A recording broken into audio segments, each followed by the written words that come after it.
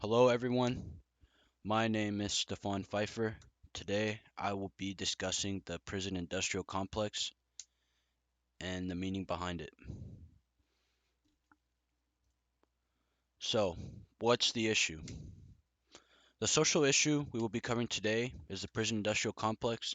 This issue is important to me because of the way that people are being taken advantage of while they are already being incarcerated. So, they're already not in the best circumstances.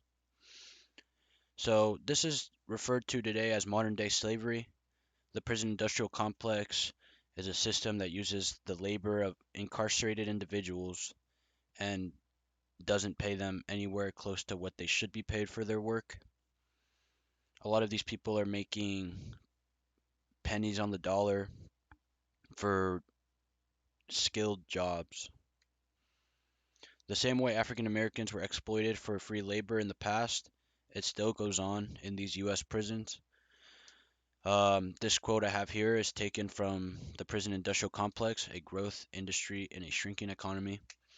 And it says the fact that corporations, states, and the federal government now have easy access to an enormous supply of workers who often command little more than pennies per hour means that today a full 18 federal prisons are in the business of making furniture, and none are paying prisoners the $13.04 an hour that furniture factory workers on the outside can command.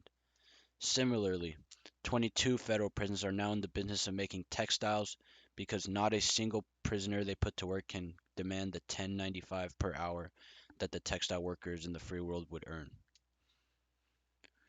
In short, the fact that federal prisoner wages range from 12 cents to $1.15 per hour makes it illogical for savvy business people to imagine manufacturing goods in a agencies state agencies to imagine buying goods from free world factories. So, now we're going to talk about how this is all connected and tying back to what basically conflict theory is. So, conflict theory is essentially people with legal power asserting their dominance over people without legal power, like minorities, and they create these laws that are solely benefiting the people creating these laws.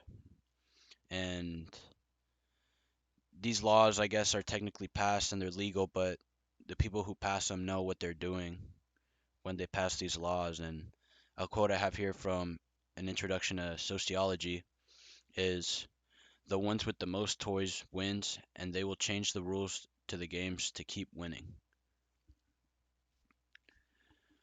So now we're going to speak about how this can be resolved, a solution for this issue that we face today in society. And this can all just be resolved if the US prison system were to pay a fair amount to the people working the jobs that they work. And it's understood that these people have done something in the past, and I'm not saying that they should make as much as people living out here in the, free world of society, but because there is a reason why we need to make more. Our housing and our food isn't, paid for by the prison systems, and we need money for rent and food and gas bills, etc. However, a lot of people in these places are doing skill jobs like carpentry and textile work, which should pay more than $1 an hour. And if the United States would claim to not be able to afford this, even though of the insane amount of money that is generated from these prisons, that is just generated from people having sentences, all of these construction companies building these prisons and all of the food companies supplying the food for these prisons just all goes back into their own pocket. And if they say that they can't afford to pay someone $10 an hour to do work that requires labor and skills, they're just being dishonest to themselves And I can understand a lot of these people are serving long sentences and paying them a fair wage for however long their sentences can be tough. You know, it's a lot of money coming in and out, but if it started to get expensive for them, maybe they would consider the time given to people for minor offenses when sometimes they get an insane amount of time for like minuscule crimes. Thank you for listening.